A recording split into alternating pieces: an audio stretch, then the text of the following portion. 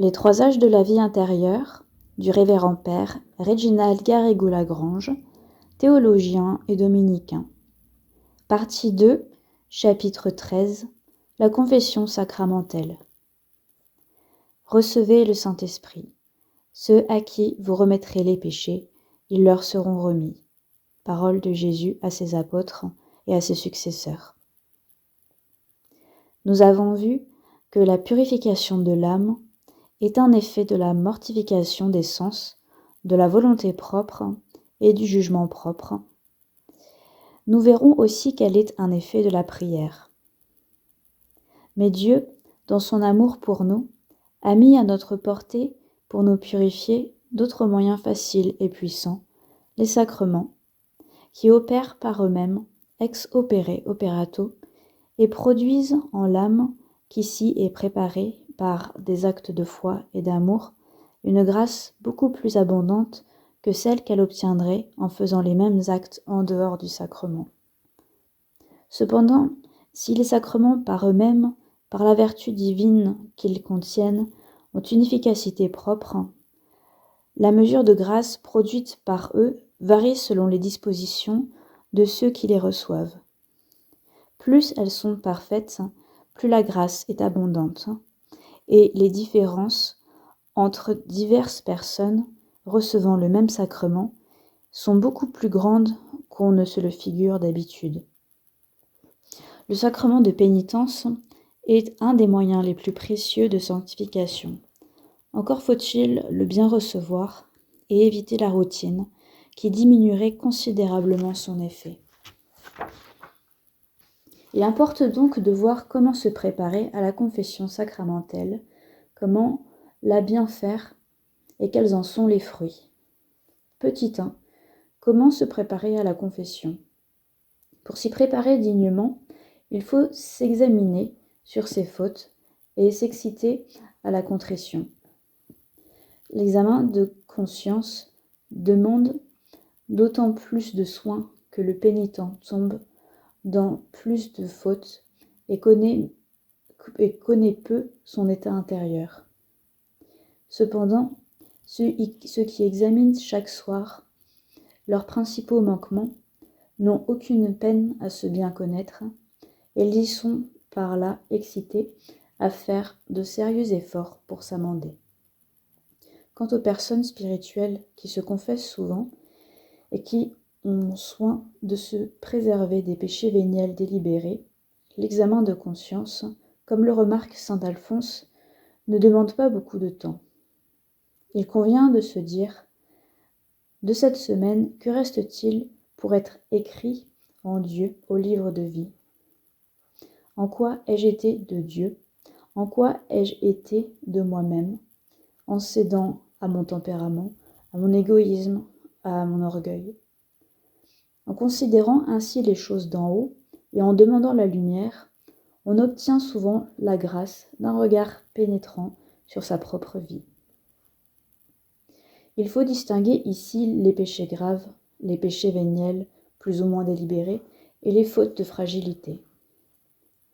Les fautes mortelles, si une âme qui tend vers la perfection a le malheur d'en commettre dans un moment de faiblesse, il faut les accuser de toute sincérité, en toute sincérité, d'une façon claire, dès le début de la confession, sans chercher à les faire passer inaperçus dans la multitude des péchés véniels. Il faut en indiquer le nombre, l'espèce, la cause, et surtout en avoir une contrition profonde, avec un ferme propos d'éviter à l'avenir non seulement les fautes elles-mêmes, mais les occasions et les causes. Il faut aussi, même après le pardon, entretenir en son cœur le désir sincère de réparer le mal commis par une vie austère et un amour généreux.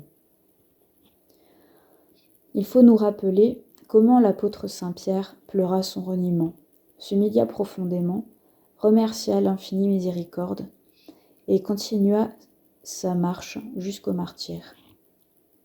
Une faute grave isolée, lorsqu'elle est immédiatement confessée et réparée, ne laisse guère de traces dans l'âme, qui peut, dès lors, reprendre son ascension, là même où elle était tombée, sans avoir à refaire tout le chemin déjà parcouru. Ainsi, celui qui trébuche à mi-côté dans une ascension, lorsqu'il se relève aussitôt, peut continuer sa marche là où il était arrivé. Quant aux fautes vénielles commises de propos délibérés, elles sont un sérieux obstacle à la perfection, surtout quand elles sont fréquentes et qu'on y est attaché. Ce sont de vraies maladies qui affaiblissent l'âme chrétienne. Ne laisse pas le péché vieillir en toi, disait le Seigneur à sainte Gertrude. Le péché véniel, pleinement délibéré, lorsqu'il n'est pas rejeté, est comme un poison qui ne serait pas vomi, et qui, sans donner aussitôt la mort, agirait lentement sur l'organisme.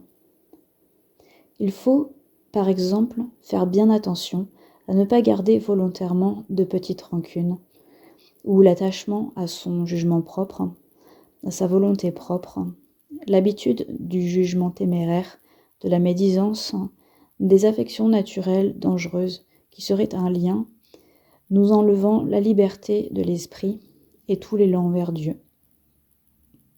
Quand on refuse délibérément au Seigneur ces sacrifices manifestement demandés, on ne peut attendre de lui les grâces qui conduisent à la perfection. Il faut, dès lors, s'accuser nettement des fautes vénielles pleinement délibérées contre la charité, l'humilité, la vertu de religion, etc., surtout de celles qui nous humilient le plus. Il faut en rechercher la cause avec une résolution ferme de les éviter. Autrement, cela va sans dire, il n'y a plus de tendance réelle et effective à la perfection. C'est là un point capital. Il y a d'autres fautes vénielles semi-délibérées qui sont commises avec moins de réflexion et où il entre une part de surprise et d'entraînement, mais auxquelles cependant la volonté adhère avec une certaine complaisance. Il faut y veiller, surtout si elles reviennent souvent. Elles montrent que l'âme combat trop mollement et n'est pas décidée à se délivrer de tous les obstacles. Pour les fautes de fragilité, ce sont celles qui échappent à la faiblesse humaine. La volonté n'y a qu'une petite part. Elle fléchit un court moment, mais tout de suite, elle désavoue sa faiblesse. Les fautes de cette espèce, on ne peut pas les éviter complètement ou d'une façon continuelle, mais il faut en diminuer le nombre. Elles ne sont pas un sérieux obstacle à la perfection parce qu'elles sont vite réparées. Il est bon pourtant de les soumettre à l'influence du sacrement de pénitence. La pureté de l'âme deviendra plus complète. Petit 2. La confession elle-même, que doit-elle être ? Elle doit se faire avec grand esprit de foi, en se rappelant que le confesseur tient la place de notre Seigneur. Il est un juge, puisque ce sacrement est administré par manière de jugement. Ego te absolvo. Mais il est aussi un père spirituel et un médecin, qui indique avec bienveillance les remèdes si on lui expose bien ce dont on souffre. En note de bas de page, l'imperfection se distingue de ses fautes de fragilité parce qu'elle est seulement une moindre générosité au service de Dieu et une moindre estime des conseils évangéliques. C'est le cas de celui qui, ayant 5 talents, agit quelquefois comme s'il n'en avait que 2, par un acte encore éméritoire, mais faible, rémitius, avec une conscience plus ou moins nette de cette infériorité. Il ne faut pas confondre ce qui est moins bon en soi avec ce qui est mal en soi, ni ce qui est moins bon pour nous, hic et non, avec ce qui serait déjà mal pour nous. Le moindre mal n'est pas un mal, comme le moindre mal n'est pas un bien. Il est clair qu'il faut éviter de confondre le bien et le mal. Mais si la distinction est théoriquement facile, pratiquement et concrètement, il est difficile de dire où finit la moindre générosité et où commence la négligence et la paresse. De plus, une âme qui veut vraiment tendre à la perfection doit se rappeler que non seulement elle ne doit pas redescendre, mais qu'elle ne doit pas ralentir son ascension. Et même il conviendrait que sa marche fût accélérée. Comme la pierre tombe d'autant plus vite qu'elle se rapproche de la terre qui l'attire, les âmes devraient marcher d'autant plus vite vers Dieu qu'elles se rapprochent de lui et qu'il les attire davantage. De plus, l'imperfection dispose au péché véniel du fait qu'on ne lutte pas aussi énergiquement qu'il conviendrait contre les inclinations de l'égoïsme. Fin de note de bas de page. Il ne suffit pas dès lors d'une accusation vague qui n'apprendrait rien au confesseur, comme celle-ci.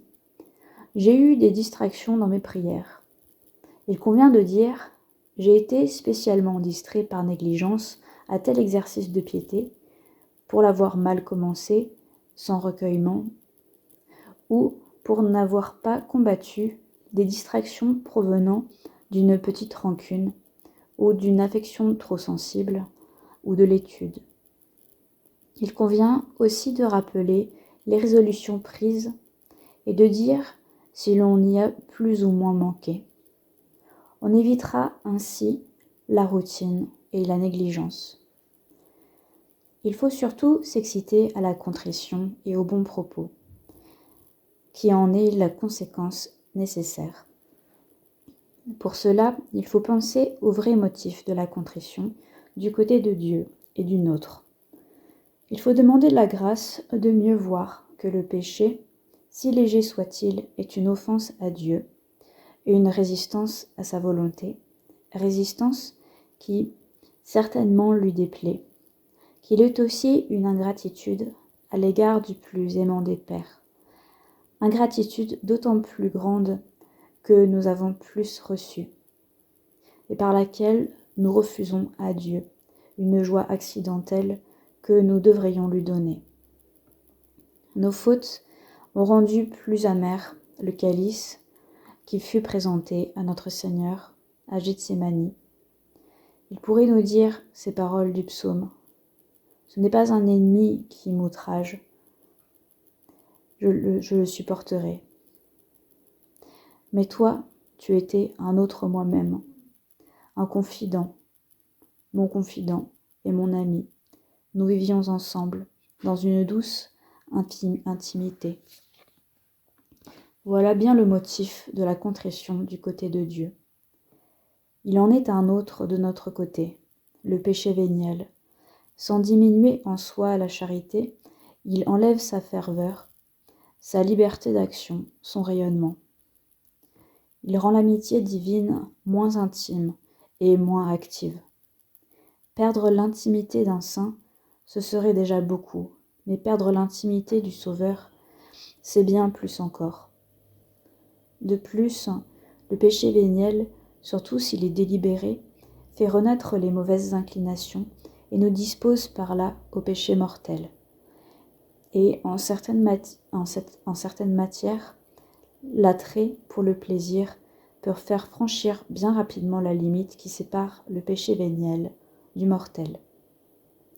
C'est là un autre motif de sincère contrition. Pratiquer ainsi la confession, surtout par la vertu de l'absolution et par les conseils du prêtre, sera un puissant moyen de purification et de progrès. Un exemple entre beaucoup d'autres est celui de la bienheureuse Angèle de Foligno. Elle raconte elle-même au début du livre de ses visions et instructions que lorsqu'elle prit pour la première fois connaissance de ses péchés, elle eut une grande crainte, trembla à la pensée de sa damnation, pleura beaucoup, rougit pour la première fois, recula devant l'aveu et alla pourtant ainsi à la sainte table. Avec mes péchés, dit-elle, je reçois le corps de Jésus-Christ. C'est pourquoi, ni jour, ni nuit, ma conscience ne cessait de gronder. Je priai saint François de me faire trouver le confesseur qu'il me fallait, quelqu'un qui pût comprendre et à qui je puisse parler. Le matin, je trouvai dans l'église de Saint-Félicien un frère qui prêchait. Après le sermon, je résolus de me confesser à lui. Je me confessai pleinement, je reçus l'absolution. Je ne sentis pas l'amour, l'amertume seulement, la honte et la douleur. Je persévérai dans la pénitence qui me fut imposée. J'essayai de satisfaire la justice, vide de consolation, pleine de douleur. Puis je jetai un premier regard sur la divine miséricorde. Je fis connaissance avec celle qui m'avait retiré de l'enfer, avec celle qui m'avait fait la grâce que je raconte. Je reçus sa première illumination. La douleur et les pleurs redoublèrent.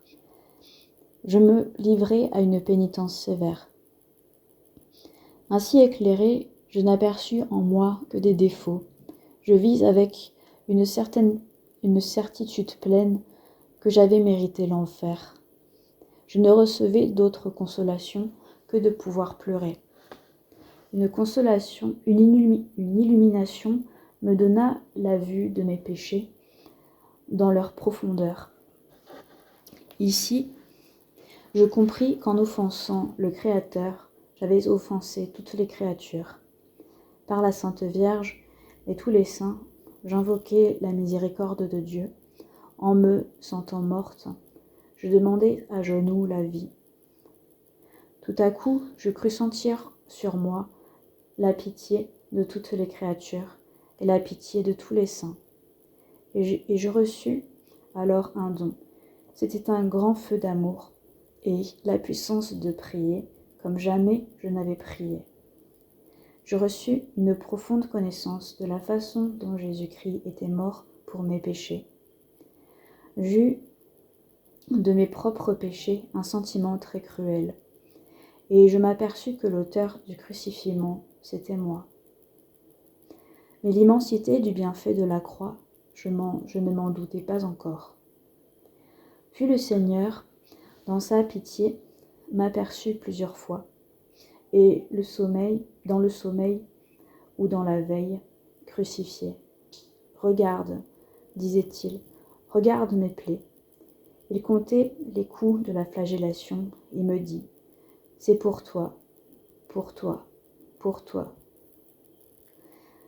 Je suppliai la Vierge et Saint Jean de m'obtenir les douleurs de Jésus-Christ, au moins celles qui leur furent données à eux. Ils m'obtinrent cette faveur, et Saint Jean m'en combla tellement un jour que ce jour-là compte parmi les plus terribles de ma vie. Ensuite, dit-elle, Dieu écrivit le Pater en mon cœur avec une telle accentuation de sa bonté et de son indignité, que la parole me manque pour en dire un seul mot. C'est par cette contrition très profonde que la bienheureuse Angèle entra dans la voie de la sainteté. Ces grandes grâces doivent attirer notre attention sur le prix des secours que le Seigneur nous offre quotidiennement, sur ce qu'il y a de grand dans la vie chrétienne ordinaire. Petit 3. Les fruits de la confession. Ces fruits sont ceux des vertus d'humilité et de pénitence, et ceux surtout de l'absolution sacramentelle. Quel acte d'humilité plus vrai et plus indispensable que l'aveu sincère des fautes commises? C'est le remède au vice qui est la racine de tout péché, l'orgueil. Ainsi l'hérésie, qui est le fruit de l'orgueil, a supprimé la confession, comme on le voit dans le protestantisme. Déjà, par une humble confession, les fautes d'orgueil ont un commencement de réparation. L'acte de pénitence, qui est la contrition, regrette le péché, le désavoue parce qu'il déplaît à Dieu et nous éloigne de lui. Ainsi, l'âme se convertit, revient vers le Seigneur dont elle s'est soit détournée par le péché mortel, soit écartée par le péché véniel. Elle se rapproche et se jette, pour ainsi dire, avec confiance et amour dans les bras de la miséricorde. Surtout, le sang du Sauveur est sacramentellement répandu sur notre âme par l'absolution sacramentelle. Le protestant n'a jamais, après des fautes qui peuvent tourmenter, la consolation d'entendre un ministre de Dieu lui dire au nom du Seigneur, par manière de jugement miséricordieux, « Ego te absolvo » « Je t'absous de tes péchés ». Il n'a pas la consolation de pouvoir ainsi s'appliquer à lui-même ces paroles du Sauveur aux apôtres. Ceux à qui vous remettrez les péchés, ils leur seront remis. Au contraire, de par ces paroles, le sang du Sauveur est sacramentellement répandu sur nos âmes par l'absolution. Il est comme un baume salutaire qui, ajoutant sa puissance à celle des vertus d'humilité et de pénitence, remet les péchés, favorise grandement la complète guérison et aide l'âme à recouvrer les forces perdues. Par la confession, dit saint François de Sales, vous ne recevez pas seulement l'absolution des péchés véniels, mais aussi une grande force pour les éviter à l'avenir, une grande lumière pour les bien discerner et une grâce abondante pour réparer toutes les pertes qu'ils vous avaient apportées. N'oublions pas cependant que les effets de l'absolution sont toujours proportionnés à la valeur des dispositions avec lesquelles on reçoit ce sacrement.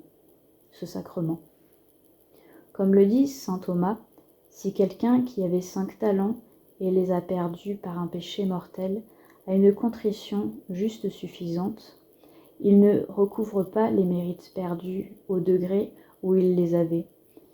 Il peut recouvrer 3 talents. S'il a un regret plus profond de ses fautes, il peut recevoir de nouveau les 5 talents qu'il avait perdus. Ou même, avec une ferveur de contrition supérieure, il en recevra plus, 6 par exemple. Telle paraît avoir été la contrition de saint Pierre après son reniement. Dès lors, il fut très généreusement fidèle à la grâce qui le conduisit jusqu'au martyre. Parmi 20 personnes qui se confessent, chacune reçoit une mesure de grâce différente des autres, car entre les actes de chacune, Dieu discerne des différences que personne ici-bas ne soupçonne. Il y a bien des degrés différents d'humilité, de contrition et d'amour de Dieu, plus ou moins purs et plus ou moins forts. Ce sont comme autant de degrés d'intensité d'une flamme. Les mêmes principes s'appliquent à la satisfaction sacramentelle, dont l'effet dépend du sacrement, tout en étant mesuré à la ferveur avec laquelle elle est accomplie. La satisfaction sacramentelle a ainsi plus de valeur qu'une satisfaction non sacramentelle, bien qu'elle soit plus ou moins fructueuse selon notre générosité. Elle nous obtient ainsi, à des degrés divers, la remise de la peine due au péché pardonné. Il ne faut donc pas remettre à plus tard cette satisfaction ou pénitence, mais la faire au plus tôt en remerciant le Seigneur de la grâce de l'absolution. Le sang de Jésus a coulé sur notre âme pour la purifier. Demandons-lui de rester en état de grâce et de mourir en cet état. Seuls les saints connaissent profondément le prix du sang du Sauveur. C'est une immense grâce qu'une illumination pénétrante sur les profondeurs du mystère de la rédemption. Il convient enfin de s'accuser du moins en général, des fautes de la vie passée, en pensant au plus grave, pour en avoir une plus grande contrition, et pour que l'application des mérites de Jésus-Christ à ces fautes déjà pardonnées diminue la peine temporelle, qui, presque toujours, reste due après l'absolution. Disons aussi avec le psalmiste « Ab occultis meis mundat me domine » « Purifie-moi, Seigneur, de mes fautes cachées, indirectement volontaires, par suite de ma négligence à connaître et à vouloir ce que je devrais connaître et vouloir. » Il est certain que faite ainsi avec esprit de foi, la confession est un grand moyen de sanctification. Le Seigneur dit à sainte Véronique Giuliani: tu feras des progrès dans la perfection en proportion des fruits que tu retireras de ce sacrement. Saint François de Sales, dans un opuscule sur la pratique de la confession ordinaire, dit « Soyez attentifs pour ouïr en esprit les paroles de l'absolution que le Sauveur même de votre âme prononce là-haut, au ciel, en même temps qu'en son nom, son prêtre vous absout ici-bas. » Il ajoute « Il n'y a point de naturel s'y revêche qui, par la grâce de Dieu premièrement, puis par l'industrie et la diligence, ne puisse être dompté et surmonté. Suivez pour cela les ordres et conduites du directeur prudent et zélé. » Pour finir avec le même saint François de Sales, notons que la tristesse de la vraie contrition, c'est-à-dire le déplaisir et la détestation du mal, n'est jamais une tristesse ennuyeuse, chagrine, qui déprime. C'est au contraire une sainte tristesse qui rend l'esprit prompt et diligent, qui relève le cœur par la prière et l'espérance, qui le porte aux élans de ferveur. C'est une contrition, c'est une tristesse qui, au fort de son amertume, produit toujours la douceur d'une incomparable consolation, suivant le précepte du grand saint Augustin. Que le pénitent s'attriste toujours de ses fautes, mais que toujours il se réjouisse de sa tristesse. Si cette tristesse de la contrition, au souvenir des péchés passés, a cette douceur, c'est qu'elle provient de la charité. Plus on s'afflige de ses fautes, plus on est sûr qu'on aime Dieu. C'est la bonne tristesse qui n'est pas chagrine et mélancolique. C'est la componction ou vive douleur d'avoir péché, douleur dans laquelle on trouve les fruits du Saint-Esprit, qui sont la charité, la joie, la paix, la longanimité, la bonté, mansuétude, tempérance et fidélité.